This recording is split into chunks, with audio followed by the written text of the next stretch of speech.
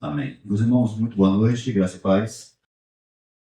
Amém? Amém.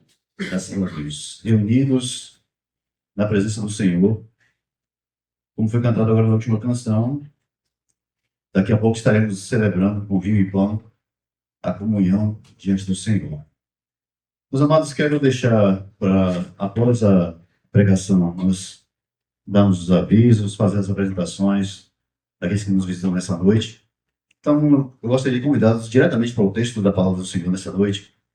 Abra sua Bíblia, por favor, no livro do profeta Jeremias. Livro do profeta Jeremias, capítulo de número 31.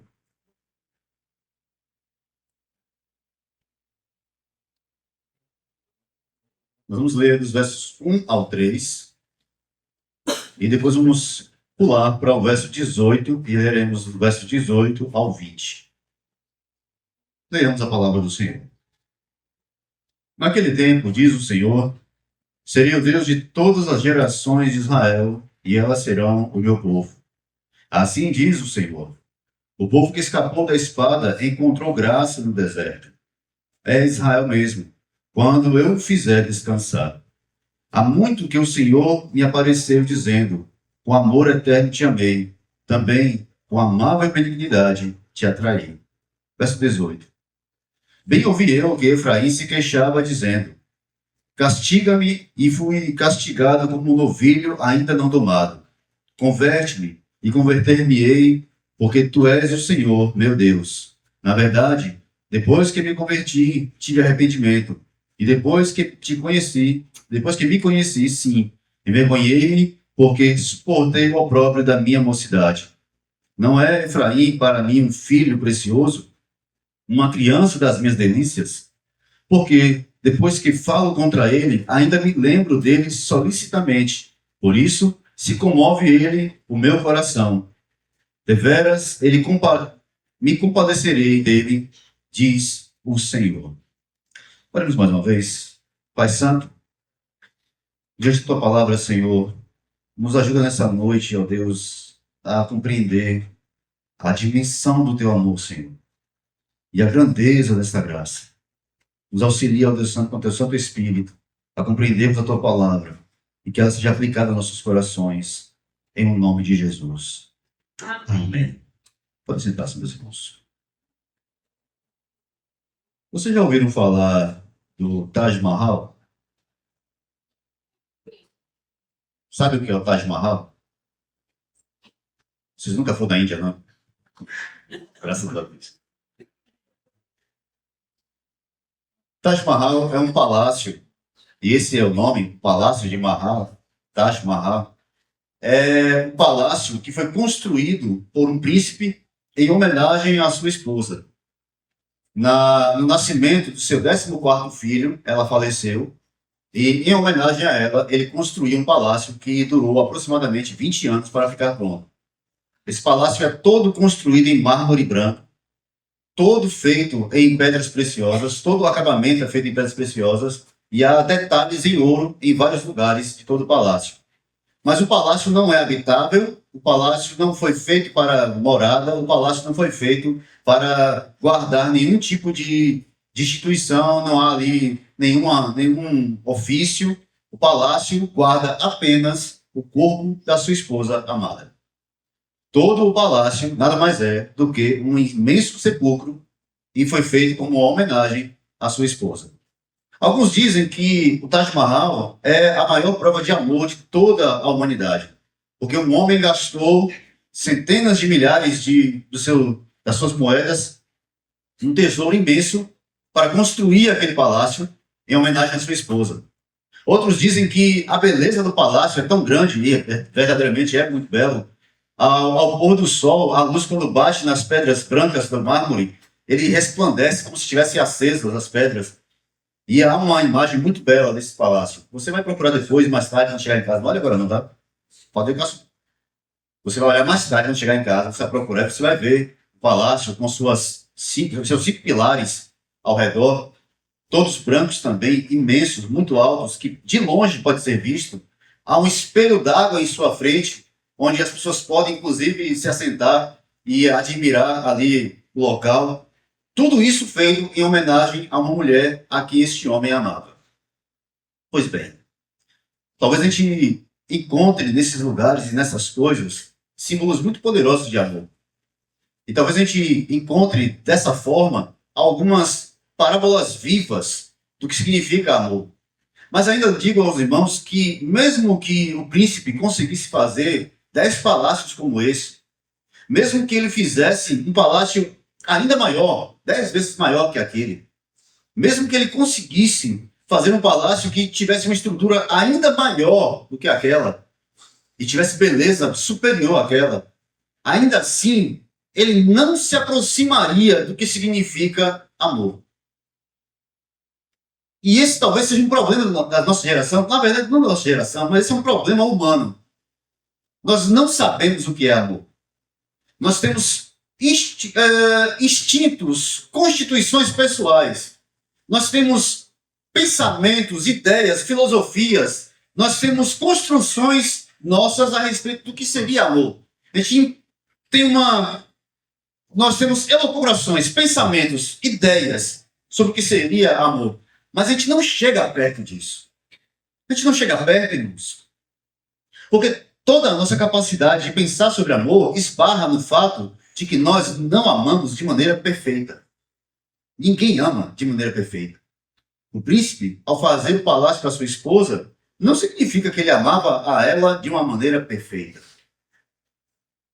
Nós falamos muito de amor de mãe. Nada é parecido igual ao amor de mãe. Amor de mãe não é perfeito. Jamais será. Porque os pais são um exemplo, eles têm um amor. Amor de pai não é perfeito e jamais será. Nenhum amor humano é perfeito e jamais será, porque nenhum amor humano está livre do pecado, está livre da queda, está livre da maldade que habita no coração de todo ser humano. Está livre do fato de que todo ser humano nasce sob a sombra de um pecado, sob a sombra do pecado, do erro. Nenhum amor nesse mundo é comparável ao amor perfeito. E como é que a gente encontra o amor perfeito? Na verdade, irmãos, nós não encontramos. Não adianta procurar. Jamais será encontrado. Não é possível buscá-lo. Não é possível pesquisar sobre ele. Não é possível se deter em livros e mais livros e encontrá-lo nas teorias. Não é possível encontrar o amor, ou a perfeição, ou o amor perfeito nos dicionários. Alguém já disse que você não deve ir ao dicionário para buscar a melhor referência sobre amor. Nós não encontramos o amor. A ilusão maior de todo ser humano é aquela ideia de que encontrará o amor em outra pessoa. A ideia errada de que o outro é a parte que me falta. Eu sei, tem base bíblica. Como diria Haddad, tem base bíblica. O amor perfeito não é o amor que nós encontramos. E o amor não pode ser encontrado em buscas humanas. Porque ele está além de nós. Acima de nós. É maior do que nós. É melhor do que nós. As buscas humanas por amor não o encontram, o reduzem. Porque na ausência de possibilidade de encontrar o amor perfeito, o que nós fazemos? Nós o reduzimos para aquilo que nós conseguimos ter. Então nós reduzimos o amor a um gesto de carinho. Nós reduzimos o amor a um gesto de solidariedade. Nós reduzimos o amor a um pequeno gesto. Mas o amor é muito maior do que tudo isso. Quando nós falamos de amor, precisamos ir para a fonte. Precisamos ir para ele, em pessoa. Meus irmãos, espero em Deus que na minha incapacidade intelectual e na minha limitação, eu consiga expressar para os irmãos hoje, apresentar a vocês hoje, o amor em pessoa. Não um verbo, não uma possibilidade, não uma filosofia, não uma teoria. O próprio amor, ele, em pessoa. Eu quero, para isso, convidá-los outra vez ao texto. Jeremias capítulo 31, versos 1 ao 3. Jeremias é um profeta que exerceu seu ministério bem próximo ali do período em que a Babilônia estava crescendo como império A Babilônia estava se tornando um grande império e já havia vencido a Assíria, que era um imenso império da época. Para vocês entenderem como isso funciona, seria como as grandes potências de hoje. Seria como Estados Unidos, China, Rússia, o conglomerado europeu, toda aquela reunião de pessoas que estão tentando chegar ao poder, ser o primeiro no ranking mundial, ser o que comanda todo o mundo. Naquela época era a Síria, o Egito, Babilônia, e a Síria ainda estava bem fraquinho ainda estava tentando se levantar também, mas esses três eram os principais. A Síria já havia sido derrotada, tanto pelos babilônios como pelos egípcios. Os egípcios estavam crescendo em poder, se tornando um grande império, mas eles não conseguiam sobrepor ou vencer a Babilônia. A Babilônia era o grande império da época. Já havia vencido, inclusive, o Egito. Já havia afastado os territórios do Egito, diminuído os territórios do Egito. E agora, Nabucodonosor, o grande imperador daquela época, estava marchando contra as regiões orientais e indo em direção a Israel, indo em direção ao Império Sul, que é Judá. A região sul de Israel, que era Judá. Estava chegando próximo já. É nesse contexto que o profeta Jeremias começa a profetizar. Jeremias começa a profetizar muito jovem, e ele vai falar com o povo de Israel a respeito de tudo que está acontecendo. Só que, ao contrário do que se esperaria de alguém que ama a sua pátria, ou que demonstra amor por seus irmãos, ou pelos seus, Jeremias não falava contra o Império Babilônico. Ele dizia, se rendam, porque o Império Babilônico irá dominar Israel. E isso foi tomado como uma grande ofensa pelos reis daquela época. E pelo próprio povo. O povo queria matar Jeremias. Jogaram Jeremias no poço, porque Jeremias disse, vocês vão ser escravizados. Esse templo será destruído. Tudo que vocês estão vendo acabará. Lançaram Jeremias no poço, tentaram matar Jeremias. O rei Ezequiel, o rei da época, mandou chamar Jeremias Zedequias. Mandou chamar Jeremias várias vezes para consultá-lo, mas nunca atendeu ao que ele dizia. Rei, se renda, porque Deus já estabeleceu, já determinou que Babilônia dominará Israel, invadirá Israel, destruirá o templo. Se vocês se renderem, vocês não morrerão. Mas se vocês não se renderem, ele matará todos vocês, inclusive destruirá toda a cidade. Não deram ouvidos a Jeremias. Nesse contexto, você pode imaginar, ora, como um profeta como esse pode falar de amor, porque ele está vivendo um contexto em que a nação está sendo cercada, há um império vindo contra eles, a morte bate à porta, eles já estão passando fome, já houve um cerco, eles já estão cercados, há fome em toda a cidade. E mesmo assim, esse profeta, que tipo de amor é esse? Que tipo de Deus amoroso é esse que ele está falando? Como pode falar de amor num contexto como esse? Em que a tragédia está rondando a cidade. Quando Jeremias começa a profetizar, e chegando aqui, depois de ter falado sobre vários atos, ter feito várias coisas, no capítulo 31, Jeremias, usado pelo Senhor, ele diz, naquele tempo, diz o Senhor, serei o Deus de todas as gerações de Israel, e elas serão o meu povo. Veja, Jeremias, no capítulo 2, versos 12 e 13, já havia dito, já havia sido usado pelo Senhor para falar com o povo de Israel. Fiquem espantados com isso, ó céus. Fiquem horrorizados e cheios de espanto, diz o Senhor. Porque o meu povo cometeu dois males. Abandonaram a mim, a fonte das águas vivas, e cavaram para si cisternas rotas que não podem reter águas. Deus já havia falado que o povo de Israel havia abandonado a ele. E foi buscar os deuses estranhos. E foram servir aos Baalins, a Baal e a Astarote, aos deuses dos povos vizinhos. Deus já havia dito para o povo de Israel que Desde os seus príncipes, os reis de Israel, seus sacerdotes, seus profetas, todos eram falsos e corruptos. O povo abandonou o Senhor. E é por isso, irmãos, que eu disse no início que o amor não pode ser encontrado, porque nós temos a tendência a nos afastar da fonte. Por isso, Deus não espera ser encontrado, Ele nos encontra. Por isso, quando Deus fala com o povo de Israel, Ele não fala de vou esperar que vocês me encontrem outra vez. Vou esperar que vocês voltem para mim. Ele não diz isso. Ele está dizendo, eu vou encontrá-los. Todas as gerações de Israel, vocês voltarão a ser meu povo. No verso 2 ele diz, o povo que escapou da espada encontrou graça no deserto. Israel mesmo, quando eu o fizer descansar. Em outra tradução, esse verso 2 diz assim, o povo de Israel que escapou da espada encontrou favor no deserto quando buscava descanso. Deus, olhando para um povo que o rejeitava, olhando para um povo que não buscava ele, olhando para um povo que não o amava e que buscava contentamento, amor, completude, buscava socorro em outros lugares.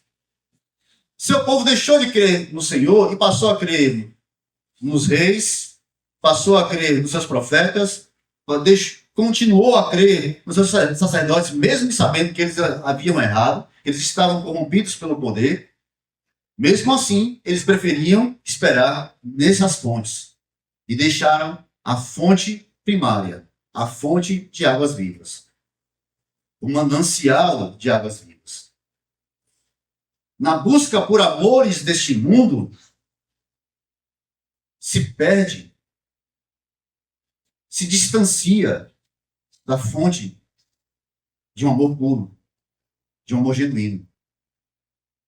Na percepção errada sobre o que significa amor, e quase sempre o perder-se é achar que amor e prazer é a mesma coisa, que amor e contentamento no sentido de que eu tenho tudo que eu preciso e eu me sinto feliz. Isso é amor e não tem nada a ver uma coisa com a outra? O amor, e nesse contexto de Jeremias nós vemos um amor em um tempo extremamente duro, difícil, de guerra, de morte, de fome, e Deus dizendo, eu os amo. Em um contexto em que parece que tudo está errado e fora do lugar, Deus diz, eu amo vocês. E eu sustento vocês com amor. O verso 3 é muito direto quando o Senhor diz isso.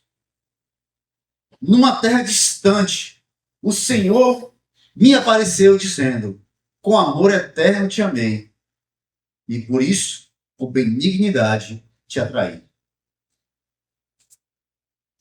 Meus irmãos, Deus não fala de amor como algo, como um terceiro. Ele não fala do amor, ele não fala do socorro, ele não fala de coisas que ele dá de maneira delegada. Vamos pensar assim, Deus está falando, vou te conceder amor, vou amar vocês a partir de algum momento, vou dar a vocês o que vocês precisam. Ele está se dando ao povo de Israel.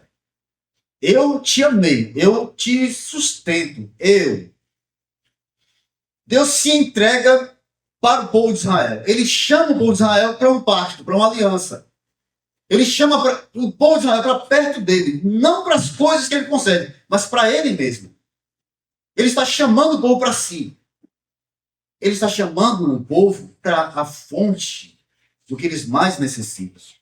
Mas eles continuam se distanciando. Em meio a esse amor extraordinário, o verso 3 chama atenção por algumas coisas. Primeiro, numa terra distante, em outra tradução, de uma forma, de um lugar distante.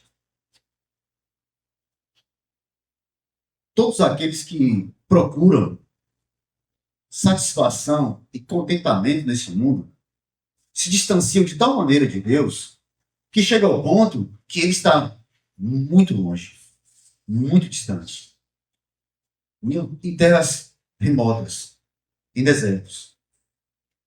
caminha em busca de fontes de águas porque abandonou a fonte principal, mas agora ele está distante, longe. Não há como satisfazer-se distante do Senhor. Distante de Deus, não há qualquer coisa que possa preencher o coração. Distante de Deus, não há absolutamente nada que traga contentamento. Filhos não substituem Deus. Esposa não substitui Deus. Marido não substitui Deus. Amigos não substituem Deus. Trabalho, emprego, coisas não substituem Deus. Sexo não substitui Deus. Drogas não substituem Deus. Coisa alguma que possa parecer trazer algum tipo de contentamento pode substituir aquele que é a própria essência da existência e aquele que preenche todas as lacunas da alma. Tudo que é terceiro, tudo que é provisório, tudo que é distante, tudo que é periférico, é apenas isso. Está longe, está fora, está distante e nada vai preencher o coração. E nada vai preencher a alma. E nada vai encher. E nada vai trazer alegria. Nada. Absolutamente nada. Não há contentamento fora do Senhor. E quando eu digo fora do Senhor, irmãos, não estou falando aqui de apenas dizer, eu amo a Cristo, eu canto louvores, eu prego a palavra. Não, estou falando de obediência. Estou falando de caminhar diante dele em obediência à sua palavra. Andar com o Senhor não é apenas saber quem ele é conhecê-lo e andar com ele. Viver nas bases daquilo que ele estabelece. Independente do que eu acho, independente do que eu quero, independente do que eu gosto, independente do que me dê prazer. Ao povo de Israel, o amor de Deus se revelou nos seus dias mais terríveis. Cerco Babilônia, um exército pronto para entrar. A promessa era, vai ser tudo queimado, todos morrerão. Os que estão ainda passando fome, os que não morreram pela fome, morrerão pela espada. Poucos escaparão. O rei já tinha fugido. Fugiu o rei, os nobres, todos saíram. Quando o Império Babilônico rompeu os muros e entraram pela fenda, o rei, os nobres, os príncipes, todos fugiram para outra direção. E deixou apenas o povo lá para receber o imperador e seu exército. Mas o imperador o alcançou. Alcançou todos eles. Nabucodonosor matou todos os filhos de Zedequias na frente dele. Matou todos os nobres na frente dele. Antes de levá-lo cativo para a Babilônia, o cegou. E antes de fazer todo o processo de morte, ele o humilhou extremamente. Mas por que isso? Porque ninguém quis ouvir a voz de Jeremias que dizia: o Senhor já preparou as coisas, está tudo feito. Voltem-se para o Senhor, obedeçam ao Senhor. Mas eles diziam: não. 4 capitães, 4 homens, capitão tem 4 homens, 4 homens. 4 capitães estavam prontos para matar Jeremias, porque o odiavam. Porque dizia, ele, com esse discurso, está enfraquecendo a mão dos soldados. Com Jeremias dizendo, não vai adiantar vocês lutarem. Deus já entregou Israel à Babilônia. O Egito, então, se coloca em socorro de Israel. O Egito virá para socorrer Israel. Deus, então, manda dizer para Jeremias, olha, diga ao povo de Israel, o Egito voltará sem socorrer Israel. E mesmo que o Egito entre, morrerão os egípcios, morrerão os israelitas e morrerão todos aqueles que se colocarem. Porque eu estabeleci que Nabucodonosor entrará e tomará Israel. O que eles não entendiam, irmãos, é que distanciar-se do Senhor é caminhar para a morte. Andar contrário à vontade de Deus é caminhar em direção à morte. E por mais que Deus nos falasse sobre isso, e por mais que Deus nos mostrasse isso, eles estavam completamente cegos e diziam, não, nós conseguimos, nós podemos. O povo de Israel achava que amar a Deus, amar a nação, amar o seu povo, e é isso que os capitães dizem para Jeremias: aqueles que amam Israel tomarão espadas e a defenderão. E Jeremias disse: não vai adiantar mais Israel assim. O amor de Deus se mostra no meio disso tudo, quando ele chama o povo para si. Quando ele chama o povo para ele. Perceba, é um povo rebelde que se volta contra o Senhor todos os dias. Um povo que não se cansa de abandonar o Senhor. Como Jeremias disse no capítulo 2. Deus falou com Jeremias. O povo fez uma loucura. As nações vizinhas de Israel tinham seus deuses. E nenhuma das nações ousava abandonar seus deuses. E eles não eram deuses. Eram só imagens, esculturas, ídolos. Mas Israel, servo do Deus Altíssimo, que saiu do Egito sob a mão do Senhor, poderosa mão do Senhor, troca Deus por ídolos e o abandona. O coração humano tende para aquilo que ele deseja. E ídolos não são estátuas. Ídolos são desejos que nós temos e colocamos eles em alguma coisa. O ídolo é todo sentimento, desejo, vontade que toma o lugar de Deus e é entronizado nos nossos corações. Isso é um ídolo. O ídolo é tudo aquilo que é alvo máximo de nosso amor. Seja minha profissão, seja meu trabalho, seja meu talento, seja alguém, seja uma coisa, seja o que for, que é primeiro lugar no meu coração. Ele é o meu ídolo e tomou o lugar de Deus. Alguém pode dizer, mas como eu posso amar aos outros assim, se não for uma dedicação plena, absoluta? Nenhum amor é amor de verdade se ele não começa no amor primeiro. Amarás o Senhor teu Deus de todo o teu coração. Não de parte, não de metade, não de meio, de todo. Tudo. Totalmente. Absolutamente. Todo o coração, toda a vida, toda a existência, tudo o que eu sou, tudo o que eu não sou, tudo que eu desejo, tudo que eu não tenho, tudo que eu tenho, tudo em mim, tudo fora de mim, tudo deve ser colocado diante do Senhor, porque tudo deve passar por Ele. O amor a Ele deve tomar todas as coisas, preencher todos os hábitos. Nós somos chamados para amar a Deus assim, de maneira perfeita.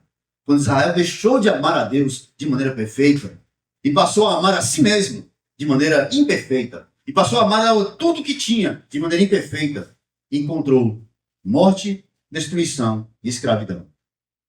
O que é que os homens estão encontrando fora do Senhor? O que é que está se encontrando fora de Deus? Morte, destruição, escravidão. É isso que o homem encontra, é isso que a pessoa encontra fora de Cristo. Mas em Cristo há misericórdia. E aqui, irmãos, como eu disse no início, eu espero conseguir apresentá-los ao amor em pessoa.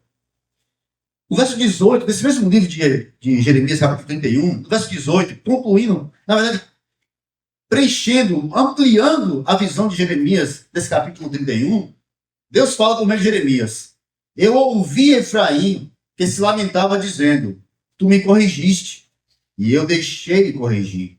Como um novilho ainda não domado, restaura-me, para que eu seja restaurado, pois tu és o Senhor, meu Deus. Sim, depois de me desviar, eu me arrependi, e depois de compreender, bati no meu peito. Sinto-me envergonhado e abatido, pois trago os atos vergonhosos da minha juventude.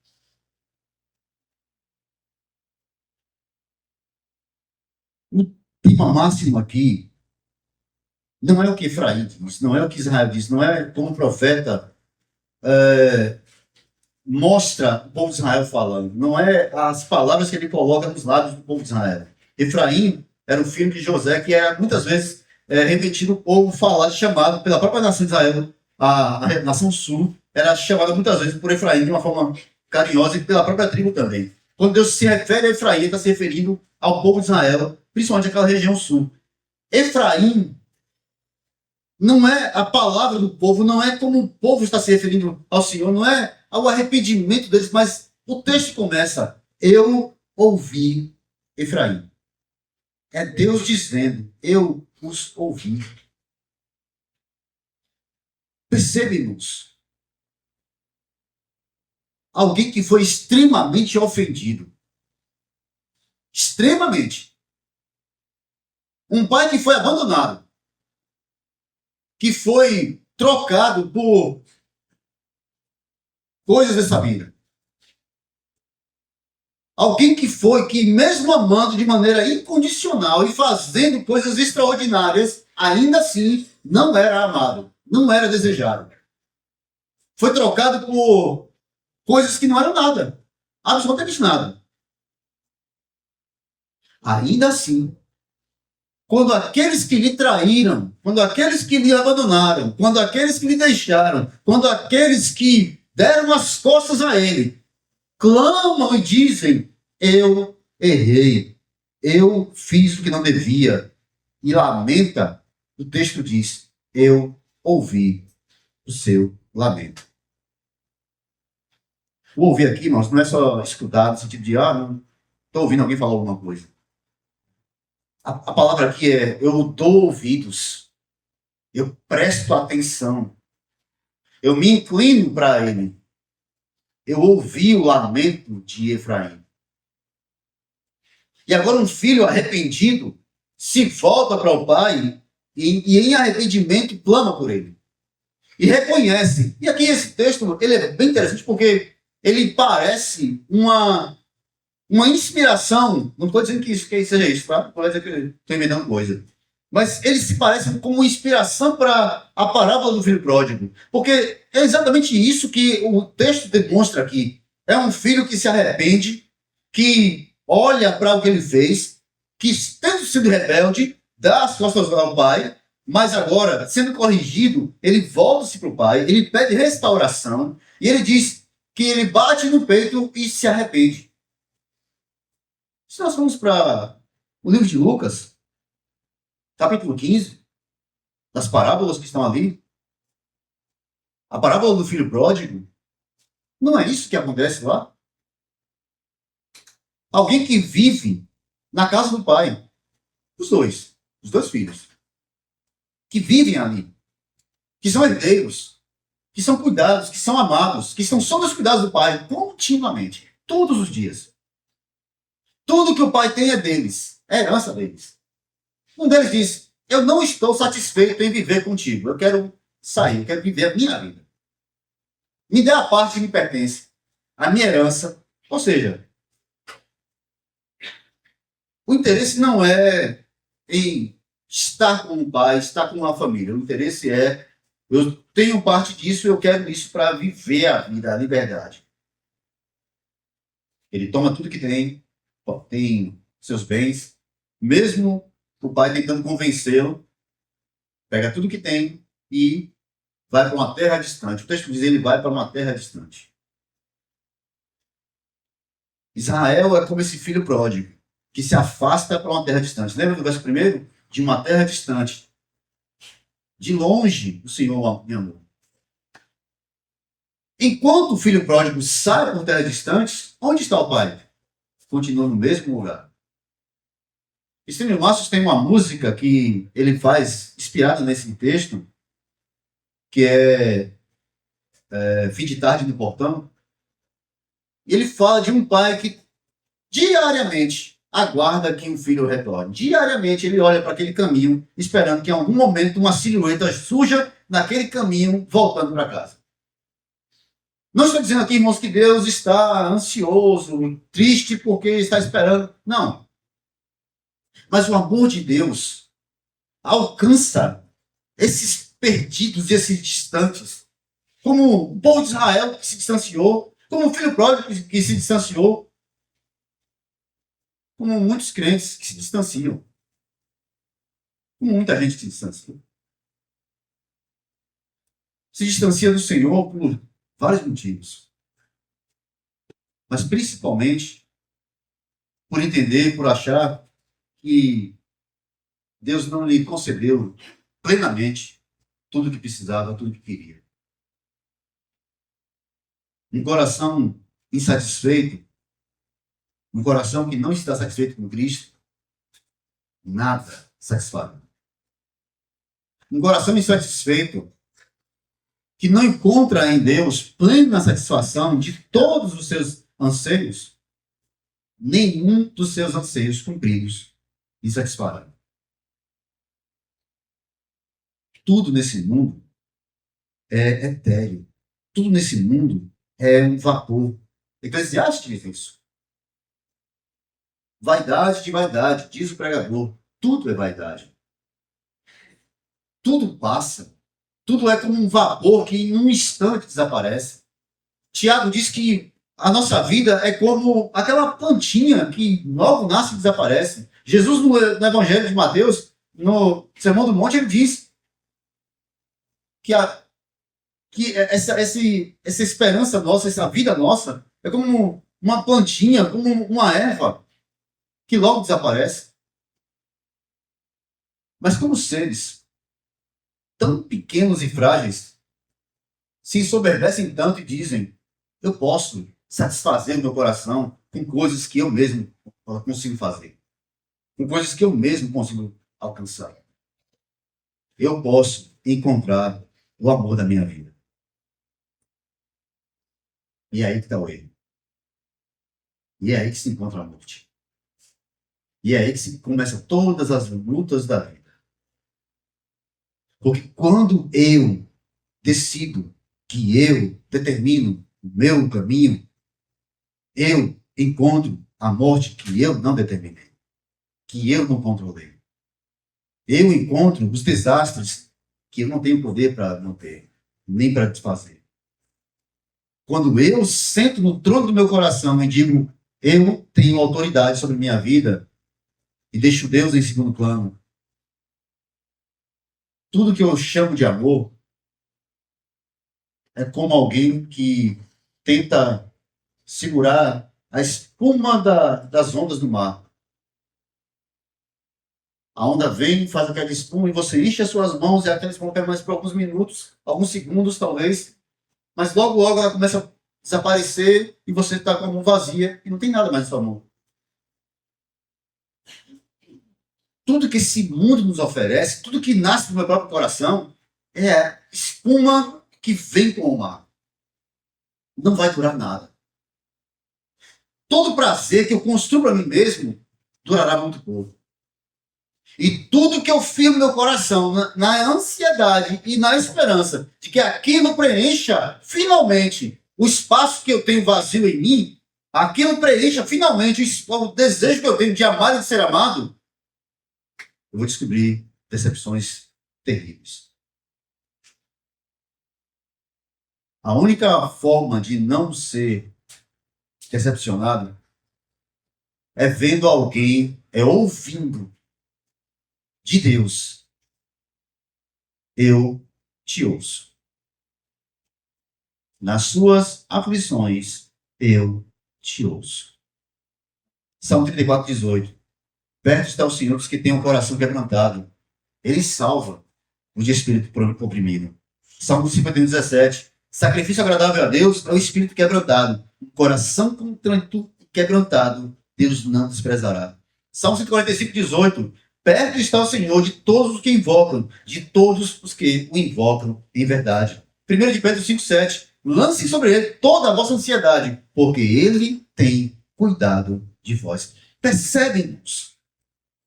Um Deus amoroso, piedoso, cuidadoso. O pai que esperou o filho que retorna para casa depois de ter gastado tudo, destruído tudo, e ainda assim o assenta na mesa.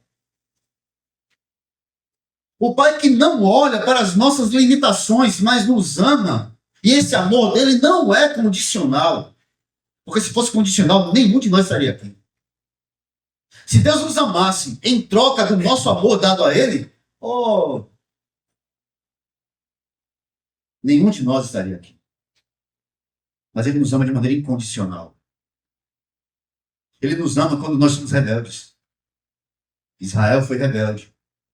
Quando a rebeldia passou por tudo isso. Mas Deus diz: Eu ouvi Israel quando eles lamentaram. No verso 20, desse texto de Jeremias, então, Deus estabelece um ponto principal. Não é Efraim, meu filho querido, o filho em quem me alegro, pois cada vez que falo dele, lembro-me dele com apreço. Por isso, meu coração se comove por ele, e lhe mostrarei a minha grande compaixão, diz o Senhor. Efraim é meu filho querido, meu coração se comove por ele, dele terei grande compaixão. São palavras, irmãos, de um Deus que nos ama infinitamente mais do que nós podemos pensar. Quando João escreve a sua primeira epístola, capítulo 3, versos 1 a seguir, ele diz: vejam quão grande amor nos tem concedido o Pai, que fôssemos chamados filhos de Deus, o que dele, de fato, somos. Por isso não nos conhece, porque não o conheceu. Amados, agora somos filhos de Deus. E ainda não se manifestou o que havemos de ser. Mas sabemos que, quando ele se manifestar, seremos semelhantes a ele. Pois como ele é, assim o veremos. As pessoas querem ser amadas, irmãos. E as pessoas acham que conseguem amar. A gente pensa que sabe amar e que consegue amar. Mas para a gente entender amor e conhecer amor, a gente tem que saber conhecer o amor. A essência, o Deus amoroso. É possível encontrar pessoas que entendem que não podem amar qualquer outra coisa além delas mesmas. E às vezes isso é amor. Aqueles que buscam os amores de forma aleatória, aqueles que entendem que são obrigados ou devem ter, alguém deve ter a obrigação de amá-los. Mas o amor não é um sentimento, o amor não é uma decisão tola. Nós só amamos porque ele nos amou primeiro. Nós só amamos quando somos imitadores de Deus como filhos amados. Agora somos filhos amados de Deus. Como filhos amados de Deus, nós o amamos. E em resposta ou em consequência, o resultado de amarmos a Deus e sermos amados por Ele é que nós amamos. Nós só amamos quando nós amamos a Deus de maneira perfeita. Embora a gente não consiga amar de maneira perfeita, já disse isso. Mas, irmãos, se o Senhor não atrai nossos corações, se por Deus não arde nossos corações, se nós não sentimos, e eu não estou aqui falando apenas de uma experiência vazia, mas de algo profundo. Se o nosso coração não arde em desejo por Ele, se a voz dele não acalma as nossas tempestades, se a determinação do Senhor não é uma lei perfeita para nós, se a vontade de Deus não é mais importante do que a minha, eu jamais vou entender o que é amor e jamais amarei, porque eu não sei o que é isso. Sabe de onde vêm as guerras? Tiago diz isso. Vem dos corações, dos desejos. Toda vez que a gente confunde amor com desejo, sobra guerra. Deus nos amou de maneira incondicional. Agora, o que Ele espera de nós? Que nós o amemos em primeiro lugar. E em segundo lugar, que a gente ame também de maneira incondicional. Veja, irmãos. Deus prova o seu amor para conosco, enviando seu Filho ao mundo. Cristo é a prova máxima do amor de Deus. Daqui a pouco estaremos diante da mesa do Senhor. E isso aqui é a maior manifestação visível daquilo que é invisível, que é o amor de Deus demonstrado por nós. Deus nos amou de maneira perfeita. Mas nós, imperfeitos, não só não amamos, como corrompemos o amor e dizemos, não é um problema meu, é um problema do outro. Não, não é porque eu não sei amar, é porque o outro não está capacitado a receber o meu amor ou a me amar como eu espero. Um mundo corrompido que não consegue amar em dias difíceis. Que não consegue amar na falta. Que não consegue amar quando isso não traz um resultado benéfico. Se não vai ser bom para mim, se não vai ser atrativo para mim, se não vai ser benéfico para mim, se eu não terei nenhum retorno emocional, financeiro, profissional, qualquer coisa, não é digno da minha dedicação. Mas, e se esses nossos valores para mensurar amor ou para especificar o que é amor, Deus nos usasse para nós? Se Deus nos amasse como nós amamos, se Deus nos perdoasse como nós perdoamos, e meu irmão, assim, para com desculpa. Desculpa.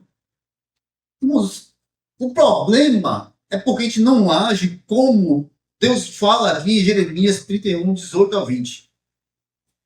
Não adianta ficar dando desculpa para o meu pecado. O que Deus espera é confessa e deixa. Fala que você está errado e deixa. Assume a tua culpa e foge disso. Se eu não tenho condição de dizer isso diante de Deus, eu não posso esperar que Ele espere de mim algo mais do que arrependimento. Ah, mas está tudo dando certo para mim. Isso não importa.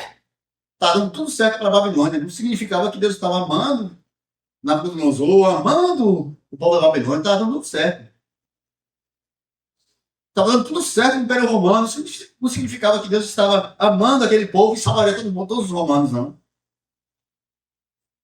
Está dando tudo certo não significa nada, irmãos. Absolutamente nada. Nós precisamos olhar para a graça de Deus, para o próprio Deus, para o amor de Deus que veio em Cristo e entender que nós somos chamados para amá-lo acima de nós. Nós não somos a medida de todas as coisas, é Cristo que é a medida. É o amor de Deus que é a medida de todas as coisas. É Deus que é a medida, não sou eu. Eu não estabeleço o que é certo e errado, eu obedeço ao que é certo. E me arrependo do que é errado. Eu não estabeleço como devem ser as coisas, eu obedeço, porque Deus já estabeleceu como são as coisas. Mas a gente entende que regra e amor são coisas distintas. Quando a gente fala de regra, quando a gente fala de lei, alguém diz, não pode ser assim porque o amor é maior. O povo de Israel estava indo para o cativeiro porque quebrou a lei. E eles quebraram a lei porque não amavam a Deus. Não adianta. Você não consegue fazer a vontade de Deus sem amar a Ele. Você não consegue viver para a glória de Deus sem amar primeiro. O amor, toda a essência, toda a existência, toda a plenitude do amor é Cristo. Olhe para Cristo. Imite a Cristo. Nós somos chamados para sermos imitadores de Deus como filhos amados. Agora pense, se eu tenho uma fonte, se eu posso ir a ela, se ela está aberta para mim, por que eu vou cavar um poço com águas podres e beber dessa água dizendo ela é melhor do que as águas da fonte? Por que estou me intoxicando todos os dias com o meu amor corrompido no meu coração, me enchendo cada vez mais de mim mesmo e deixando de lado a fonte das águas da vida? Porque todo dia eu busco o que é meu. Porque todo dia eu construo o meu próprio mundo. E eu não tenho tempo para olhar para a grandiosidade da graça de Deus. Porque a cada dia, irmãos, a cada amanhecer, o eu rei, o eu Deus, sim, o eu Deus que se assenta no trono do meu coração, diz para mim, olha, você como é que o pessoal fala, né? É você é o último lírio do campo, você é o alecrim dourado, você é a pessoa mais. Você olha para aquilo e você se ilude com isso e você não vê a pecaminosidade, e você não vê o erro, e você não se enxerga mais. E esquece de olhar para a beleza plena e absoluta que é Cristo. Mas eu não estava falando de amor? Por que eu estou falando de juízo agora? Porque o amor de Deus, que excede todo entendimento, porque a graça de Deus, que vai além de tudo que nós imaginamos, nos encontra nesses lugares onde nós nos colocamos e nos atrai de volta. Com cordas de amor, eu os atraí. Com benignidade, eu os chamei. Com graça, Deus tem nos chamado assim. Meus amados irmãos, o mundo nos cerca e nos sufoca de tal maneira que talvez nossos corações, em alguns momentos, parece que vai parar. Nós somos confrontados com dores fora e dentro. O povo de Israel, enquanto Jeremias profetizava, não conseguia perceber isso. Havia conflitos internos, havia conflitos externos, eles estavam passando por lutas dentro da nação, por lutas interiores, sim, entre eles mesmos, por lutas fora, exércitos cercando a cidade. E no meio de tudo isso, Deus dizendo, eu os amo, volte para mim. O nosso problema é que talvez a gente faça como o rei Zedequias. Ouviu Jeremias, sabia o que ia acontecer, ouviu o profeta, ouviu tantas vezes a exortação, sabia o que Deus faria, mas na hora de fazer aquilo que deveria fazer, ao invés de fazer, preferiu tomar o caminho do seu próprio coração. Enganou o coração do homem. Mas afinal, que caminho tomar? Quando Jesus se assentou, antes um pouco dele se assentar à mesa com os discípulos, na última ceia, no capítulo 15, Jesus começa a falar com os discípulos a respeito do que iria acontecer naqueles próximos dias. E enquanto ele estava falando com os discípulos, enquanto estava na última ceia, antes de se levantarem e dar início àquela a jornada até a cruz, antes de tudo isso, no capítulo 15, depois de ter falado que eles estavam unidos a ele, no verso 13 ele diz, olha, ninguém tem maior amor do que esse, de dar a vida por seus amigos. Ninguém tem maior amor do que esse. Um dia, um jovem foi fazer uma viagem pela Amazônia venezuelana, ele e um outro amigo dele. Seria a viagem dos sonhos deles.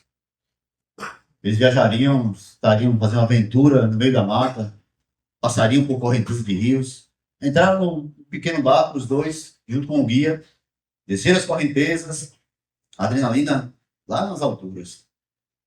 No meio daquele rio, alguma coisa aconteceu, o guia perdeu o controle, o barco bateu numa pedra, lançou todos os três dentro da água, a correnteza separou eles, um dos amigos foi levado 5 quilômetros abaixo, o outro foi jogado na praia logo perto ali e o guia morreu afogado. O guia morreu afogado. O amigo que desceu a correnteza e foi encontrado 5 quilômetros abaixo. Quando foi encontrado, falou com as pessoas ali que tinha alguém lá em cima, que ele tinha deixado o amigo dele mais acima, que ele sabia que estaria lá, para voltarem. Mas ele disse, não, se ele caiu na água e ele não foi encontrado, não tem mais esperança.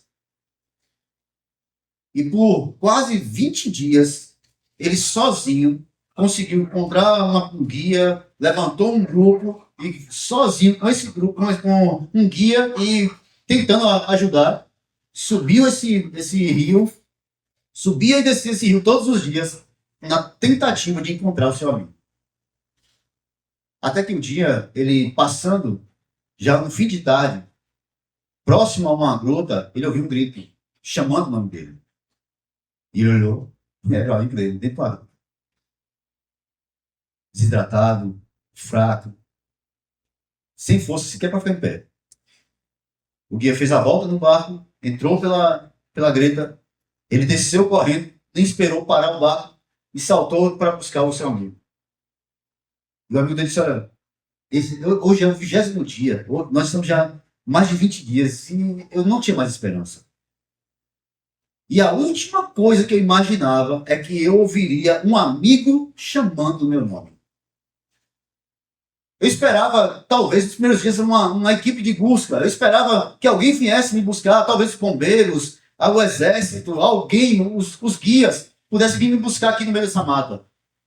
Nesse lugar tão escondido. Mas o meu coração ardeu quando eu ouvi a voz de um amigo chamando o meu nome em um dia que eu achei que já era o meu último dia de vida. Cristo nos achou assim. Cristo nos chama assim. A voz de Cristo soando no ouvido dos discípulos é a mesma voz que eles diziam, não nos ardia o coração quando ele nos abria a Escritura.